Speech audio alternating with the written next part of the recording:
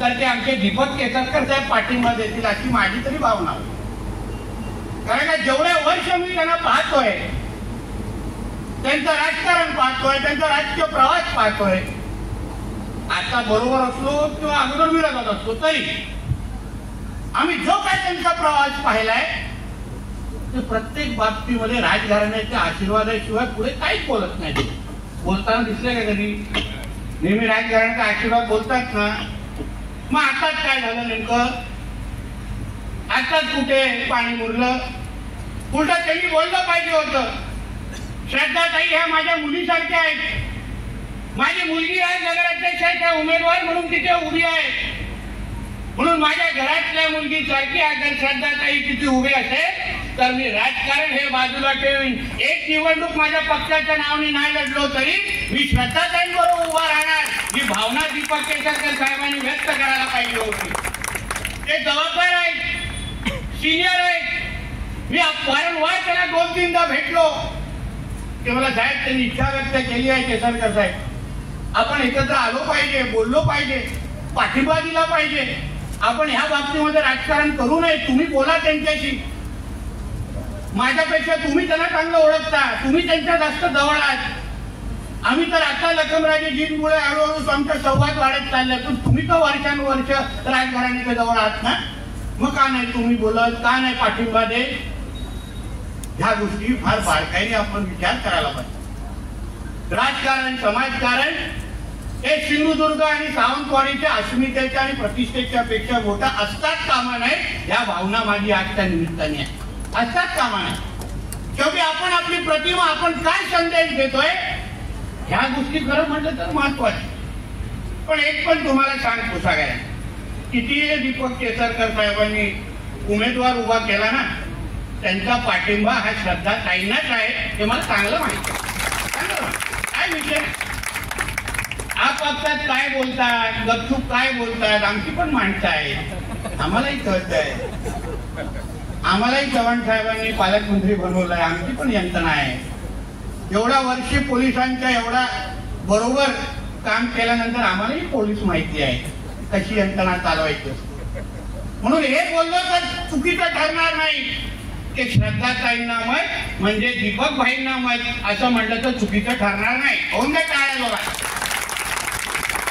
बस शेवटी आपल्याला हाच चुका पाठिंबा, काय विषय त्याच्यामध्ये? ये अंदर की बात है, दीपक भाई हमारे साथ है. नाही बोलून घेता थोडंच आमच्या चव्हाण साहेबांनी आग्रह धरला तर आले असते या स्टेजवर, आले असते स्टेजवर. मी बोलतो तुम्हाला, आमचे चव्हाण साहेब कोणालाही तयार करून स्टेजवर आणतात, काय त्यांचा हात नाही पकडू शकत. म्हणून आहे सगळ्या निवडणूक, ही निवडणूक आहे ना, राजकारणाची नाही हो, ही नाही राजकारण करण्याची, परतफेड करण्याची निवडणूक आहे. आपल्या पूर्ण देशामध्ये, राज्यामध्ये, म्हणजे पुढच्या 5 वर्षामध्ये कसं काम करतील ते तर मला पण थोडं थोडं येतं रे बाबा. थांब काका जरा थांबा ना, सगळं राज काढता येईल काय? पुढच्या 5 वर्षामध्ये तुम्ही विचार करा, आमच्या श्रद्धाताई काय कमाल तुमच्या सावंतवाडीमध्ये करतील याचा फक्त विचार. आमच्या वरिष्ठांनी आणि श्रीदेव पाटेकरांनी आणि देव उपरकरांनी काय आशीर्वाद आम्हाला दिला, आमच्या श्रद्धाताईला दिला. आणि आमचे सर्व जे उमेदवार भारतीय जनता पक्षाचे आहेत, पूर्ण पॅनल अगर तुम्ही व्यवस्थित पाहिलं, अभ्यास केला, प्रत्येक उमेदवार याला सावंतवाडीच्या पूर्ण शहराचा अतिशय योग्य आणि खोलात अभ्यास आहे. आमचे बबन साळगावकर साहेबांसारखे माजी नगराध्यक्ष पण आमच्या पॅनलमध्ये आहेत. निराळेकर साहेब असतील आणि पूर्ण पॅनल बघा, सावंतवाडी शहराचा विकास करायचा असेल तर ह्याच्यापेक्षा पॅनल असूच शकत नाही. हा विचार मी तुमच्या समोर आज मांडण्याचा प्रयत्न करणार. भारतीय जनता पक्ष म्हणून आज आम्ही तुमच्या समोर जे आलो आहे, माझ्यानंतर आमचे प्रदेशाध्यक्ष तुमच्याशी बोलणार आहेत. पण आपण सगळ्या जणांना सावंतवाडीकर म्हणून ही निवडणूक, ही सभा हे आपण विचार करून परत घरी जाण्यासारखी आहे. शेवटी पुढची 5 वर्ष तुमचं नेतृत्व या शहराचं कोण करणार आहे, तुमच्या अडीअडचणीसाठी कोण धावून येणार आहे. या शहराला एक विकसित शहर बनवण्यासाठी 18 प्रकारचे नागरी सुविधा जे प्रत्येक मतदाराला, प्रत्येक नागरिकाला मिळालेच पाहिजे, ते देण्याची कोणामध्ये क्षमता आहे हे सगळे समजून घेऊन 2 तारखेला तुम्हाला मतदान करायचं आहे. म्हणून ह्या प्रचार सभेला कुठली राजकीय प्रचार सभा समजू नये. शेवटी आम्ही आपली बाजू आपल्या समोर मांडणार आहे.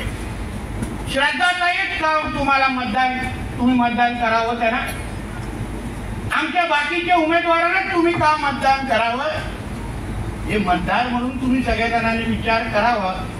म्हणून हे सगळी ही मोठी सभा आम्ही एवढ्या सकाळी आयोजित केली आहे.